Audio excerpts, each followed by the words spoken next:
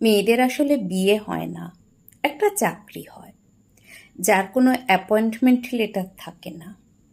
বিশাল আয়োজনে এবং মহা ধুমধামে হাজার লোকের সাক্ষী নিয়ে একটা অনুমতিপত্র পাশ হয়, যার কোনো দরখাস্ত থাকে না।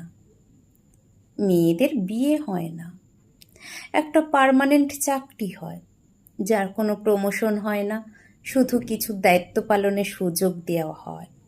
তাতে তার ভালো লাগুক আর না লাগুক, মন প্রাণ সঁপে সেই দায়িত্বগুলো পালন করতে হয়। আর সব কিছু উজাড় করে বুঝিয়ে দিতে হয়। সে বড় দায়িত্বশীল। মেয়েদের আসলে বিয়ে হয় না, চমৎকার একটা চাকরি হয়, যার কোনো বেতন হয় না।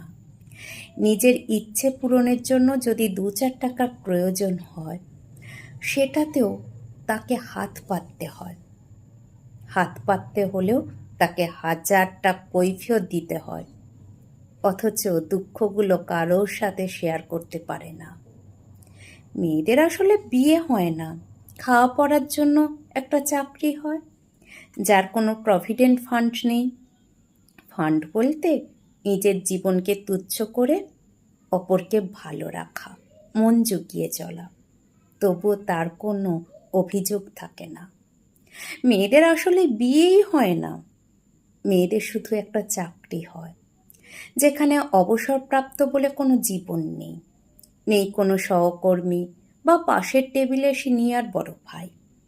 তবে ভুল ধরা লোকের অভাব নেই, অভাব নেই অর্ডার করার লোকের, অভাব নেই কটু ভাষা বাক্যবান স্বরূপ বিদ্ধ করার লোকের।